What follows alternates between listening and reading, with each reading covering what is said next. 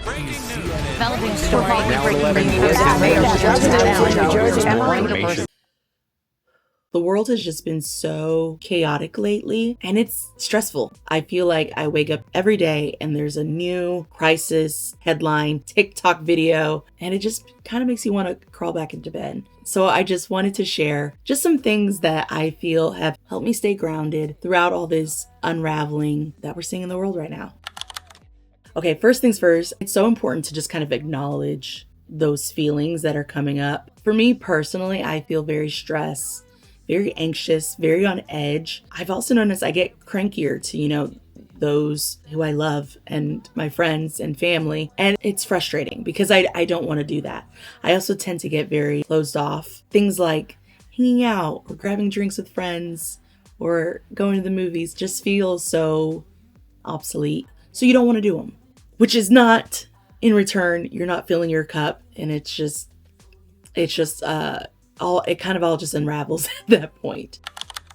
One thing I've always noticed that people talk about, like when they think about, the 90s or, the 80s, is the fact that there was probably a ton of, world issues and conflicts and, obviously those things were going on then too. But the reason why I think people think about it fondly is because we are in a time of information overload that they didn't have back then. And so I think creating a space like that now feels impossible, but not unheard of. Honestly, collectively, I would love us to all get there.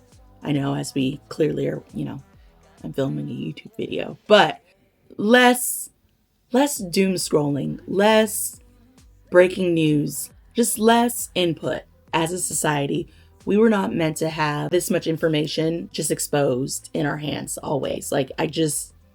We're not supposed to operate this way. The days that I'm more feeling hopeless, feeling doom and gloom is when I've been on my phone the most. The screen time is usually astronomical. There's a correlation there, 100%. If you are going to be on social media, go ahead and protect your peace a little bit. I'm not saying don't be informed, but if you need to mute someone who's constantly, maybe making you feel anxious, that's okay to do. Or really make sure that you are maybe building your algorithm to feel maybe a little more cozy.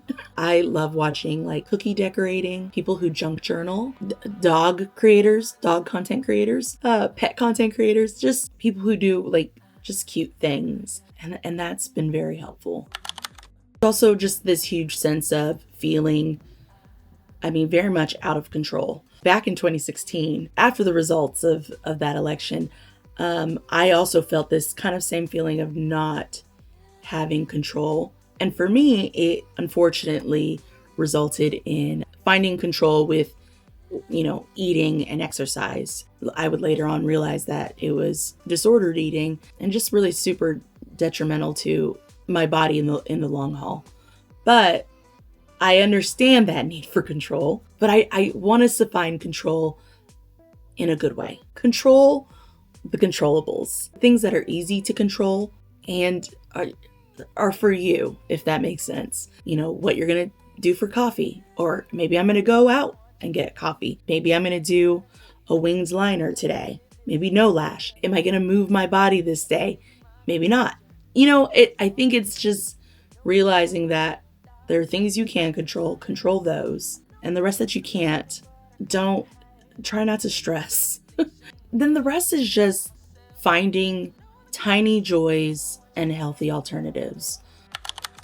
Tiny joys, small joys, little joys, whatever you want to call it, are just these little pockets of things that make you happy, things that make you feel a little warm, fuzzy inside. For me, it's, moments with my dog. It's an extra, 30-minute cuddle in bed just before we have to, go on a walk, and then I have to be on my computer and work all day. Lately, my grandma has been staying with us, so every morning we go on a walk, and those have been just a nice thing to have. I get to spend time with my 83-year-old grandma, who I get to cherish that time with. Finding a new hobby. I have loved junk journaling. I will show you my junk journal. Maybe I'll do a junk journaling video, but I started it this year and it's just been one of those things to take your mind off of things. Having something to look forward to. My sister and I are planning a Halloween party and that has just gotten us excited. Rewatching your favorite comfort shows. Yeah, you could start a new one, a new show. But if you know a show that just makes you always feel good or reminds you of like just good times, go ahead and give it a rewatch. Puzzles. I've loved doing puzzles. Yeah, I will also say things that are like less screen based are really great. Baking, cooking, decorating, hosting friends, pottery, crochet. There's just so many things you could do. But I also will say the less screen time, the better. Moving your body is also a really big one. Whatever it is, dancing around in your kitchen, riding your bike, walking, hiking, Pilates, doing yoga with your cat, moving your body, those extra bit of endorphins that come in will, they're kind of needed more than ever. Something else to think about is, and that I talked about earlier, is the isolation part. I tend to isolate myself when I know I'm in a funk, and that's actually the best time to reach out to a friend or a family member or someone you know who can just make you feel good. Even right now, I can tell that I've started pushing some friends away. It's kind of my MO. It's usually my go-to. And so I know as soon as I'm done recording this, I'm not going to sit down and edit it, which is what I normally do. I'm actually going to call a friend. Even if it's just to be like, hey, the world sucks right now and I'm feeling really sucky.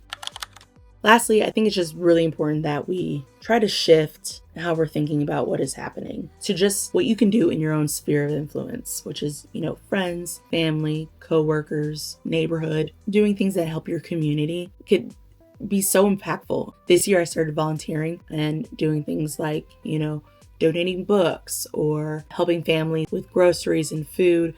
It's just not to make it about me, and how good I feel, but helping others makes you think, okay, like the world isn't completely awful.